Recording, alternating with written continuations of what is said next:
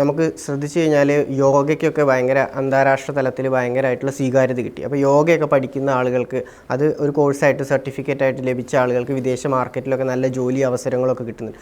അതേപോലെ ഇപ്പോൾ കുറച്ച് കാലമായിട്ട് കളരിപ്പയറ്റിനും അതേപോലെയുള്ള കലകൾക്കും മറ്റ് നമ്മളെ പ്രാദേശികമായ പണ്ടുണ്ടായിരുന്ന പരമ്പരാഗത കലകൾക്കും അതും അത്തരം ആർട്സും ഈ വിദ്യാഭ്യാസ രംഗത്തേക്ക് വരികയാണെങ്കിൽ അതിനും കൂടുതൽ സ്വീകാര്യത അന്താരാഷ്ട്ര മാർക്കറ്റിൽ ലഭിക്കും. കുട്ടികൾക്ക് കൂടുതൽ പ്രാധാന്യം അല്ലെങ്കിൽ കൂടുതൽ തൊഴിലവസരങ്ങളൊക്കെ സൃഷ്ടിക്കാൻ സാധിക്കും. അതിനെക്കുറിച്ചിട്ട് എന്താണ് മാസ്റ്റർ കാഴ്ചപ്പാട്? നോക്കൂ, പണ്ടും ചില ആൾക്കാർ BSc ഫിസിക്സ് പഠിക്കുന്ന കുട്ടി ചിലപ്പോൾ നന്നായിട്ട് പാട്ട് പാടുന്നുണ്ടാവും, നന്നായിട്ട് തബല വായിക്കുന്നുണ്ടാകും, നല്ല സ്പോർട്സുകാരനാകും, നല്ല മറ്റേതെങ്കിലും രംഗത്തൊക്കെ പ്രാഗൽഭ്യം തെളിയിക്കുന്ന കുട്ടികളുണ്ട്. നമ്മുടെ സ്കൂളിലൊക്കെ നമുക്കറിയാം, കേരളത്തിലെ ലോകത്തിന് തന്നെ മാതൃകയായ രീതിയിലുള്ള കലാമേളയുണ്ട്. അതിൽ പ്രാഗൽഭ്യം തെളിയിക്കുന്ന കുട്ടികളുണ്ട്. പക്ഷേ ഈ പ്രാഗൽഭ്യത്തെ ഔപചാരികമായ വിദ്യാഭ്യാസത്തിൻ്റെ ഭാഗമായിട്ട് അംഗീകരിക്കുന്നില്ല. ഇപ്പോൾ കഥകളിയിൽ A+ കിട്ടി വിചാരിക്കുക, ആ കുട്ടിയുടെ മാർക്ക് 10ാം ക്ലാസ്സിലെ പരീക്ഷയിൽ ഏത് വിഷയത്തിനാണോ കുറച്ച് കുറവുള്ളത് അവിടെ കൊടുത്ത ആ കുട്ടിയെ A+ ആക്കാനുള്ള ശ്രമമാണ്. അല്ലെങ്കിൽ ആ കുട്ടിയുടെ സർട്ടിഫിക്കറ്റിൽ ഈ കുട്ടി കഥകളിയിൽ ഈ സ്കോർ ചെയ്ത കുട്ടിയാണ്, അല്ലെങ്കിൽ ഓട്ട മത്സരത്തിൽ, അല്ലെങ്കിൽ മറ്റേതെങ്കിലും സ്പോർട്സ് ഐറ്റത്തിൽ, അങ്ങനെയല്ല. ഇതിൽ ചേർക്കുകയാണ്. ഇതിന് പകരം ഉന്നത വിദ്യാഭ്യാസത്തിൽ ഇതിന് വലിയ മാറ്റം. സ്കൂൾ വിദ്യാഭ്യാസത്തിലും സമഗ്രമായിട്ടുള്ള progress card 360 degree holistic progress card school തലത്തിൽ നടപ്പാക്കാൻ പോകുന്നു, NEP. ഹയർ എഡ്യൂക്കേഷനിൽ ഇതിന് 3 സങ്കല്പങ്ങളാണ് മുന്നോട്ട് വച്ചിരിക്കുന്നത്. ഒന്ന്, multi disciplinary approach, inter disciplinary study and research. ഇങ്ങനെ നടത്തണമെങ്കിൽ കുട്ടികൾക്ക് ഫ്ലെക്സിബിലിറ്റി കിട്ടണം. അപ്പോൾ ഫ്ലെക്സിബിളായിട്ട് പഠിക്കണമെങ്കിൽ ഈ കുട്ടി പഠിക്കുന്ന ചോയ്സിനനുസരിച്ച് പഠിക്കുമ്പോൾ അക്കാഡമിക് ബാങ്ക് ഓഫ് ക്രെഡിറ്റ്. അപ്പോൾ ഒരു കോർ സബ്ജക്റ്റ് പഠിക്കുമ്പോൾ ആ കോർ സബ്ജക്റ്റിൽ ആ ഒരു കോർ സബ്ജക്റ്റിലാണ് ആ കുട്ടിക്ക് ബിരുദം നൽകേണ്ടെങ്കിൽ അതിൽ ഇത്ര പഠിക്കണം.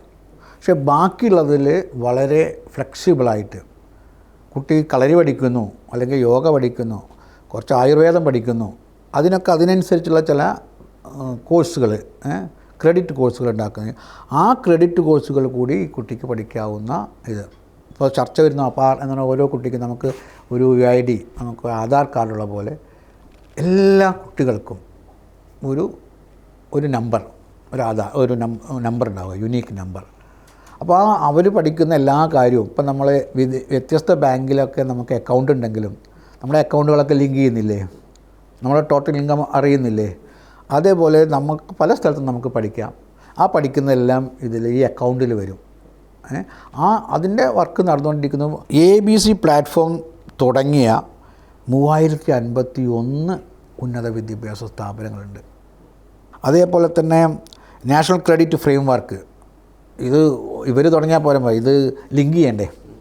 ബാങ്കുകൾ പരസ്പരം ലിങ്ക് ചെയ്യണമെന്ന് പറയുമ്പോൾ നമുക്ക് ഒരു പ്രത്യേക ബാങ്കിലെ ATM കാർഡാണ്, എനിക്ക് വേറെ ATM കാർഡ് ATMൽ പോയിട്ട് എൻ്റെ കാർഡ് ഉപയോഗിക്കാൻ പറ്റും, അല്ലേ? കാരണം അത് രണ്ടും ലിങ്ക് ചെയ്തു. ഈ ലിങ്ക് ചെയ്ത പോലെ ഒരു നാഷണൽ ക്രെഡിറ്റ് ഫ്രെയിം വർക്ക്, അതിൽ അംഗമായിട്ട് ഇപ്പോൾ 741 സ്ഥാപനങ്ങൾ ഇപ്പോൾ ഏറ്റവും പുതിയ കണക്ക് പ്രകാരം വന്നിട്ടുണ്ട്. യൂണിവേഴ്സിറ്റികളും ഹയർ എഡ്യൂക്കേഷൻ സ്ഥാപനങ്ങളൊക്കെ ഉണ്ട്. അപ്പോൾ ഈ ക്രെഡിറ്റ് ബാങ്കിൽ ഇപ്പോൾ ഒരു കുട്ടി ഇത് ഇല്ലാത്തൊരു ചേർന്നിട്ടുള്ളൊരു സ്ഥാപനത്തിൽ പഠിച്ചിട്ട് പിന്നീട് ഈ ക്രെഡിറ്റ് ബാങ്ക് ഉള്ള ഒരു സ്ഥാപനത്തേക്ക് വരികയാണ്. അപ്പോൾ അങ്ങനെയാണെങ്കിൽ ഇതുവരെ ആ കുട്ടി നേടിയ എല്ലാം ക്രെഡിറ്റ് ബാങ്കിലേക്ക് ആഡ് ചെയ്യാനുള്ള സംവിധാനം ആ കോളേജിൽ ഉണ്ടായിരിക്കും.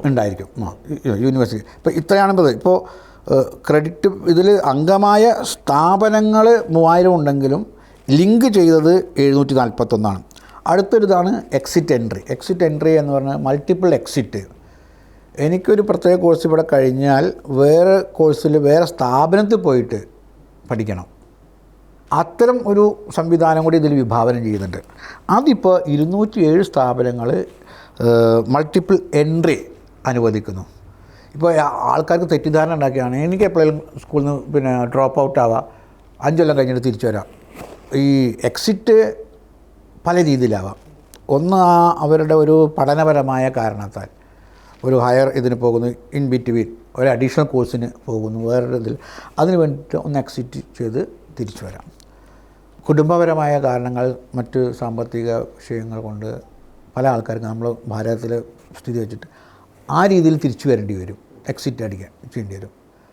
മറ്റൊന്ന്, ഒരു സ്ഥാപനത്തിൽ നിന്ന് ഇവിടെ നിർത്തി ഞാൻ അടുത്ത സ്ഥാപനത്തിൽ, ഞാൻ കേരള യൂണിവേഴ്സിറ്റിയിലെ പഠനം നടത്തിയിട്ട് കാലിക്കറ്റ് യൂണിവേഴ്സിറ്റി അല്ലെങ്കിൽ ഡൽഹി യൂണിവേഴ്സിറ്റി പോയി പഠിക്കുകയാണ്. അപ്പോൾ എക്സിറ്റായിട്ട്, അപ്പോൾ എക്സിറ്റിനനുസരിച്ചാണ് എൻട്രി.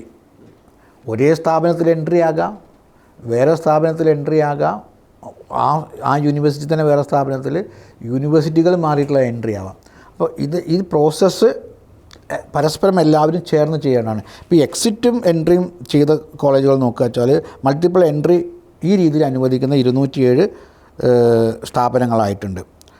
അതിൽ 31,156, 31,000-ലധികം UG പ്രോഗ്രാമുകൾക്കും 5,000-ലധികം PG പ്രോഗ്രാമുകൾക്കും എൻട്രി വെച്ചിട്ടുള്ള സ്ഥാപനങ്ങളുണ്ട്. മൾട്ടിപ്പിൾ എക്സിറ്റ് ഉള്ളതും ഇതുപോലെ തന്നെ 78 സ്ഥാപനങ്ങളാണ് ഇപ്പോൾ അതിൻ്റെ സംവിധാനങ്ങൾ ആയിട്ടുള്ളത്. അല്ലെങ്കിൽ എല്ലാവരും എക്സിറ്റ് എന്ന് പറയാൻ പറ്റില്ല.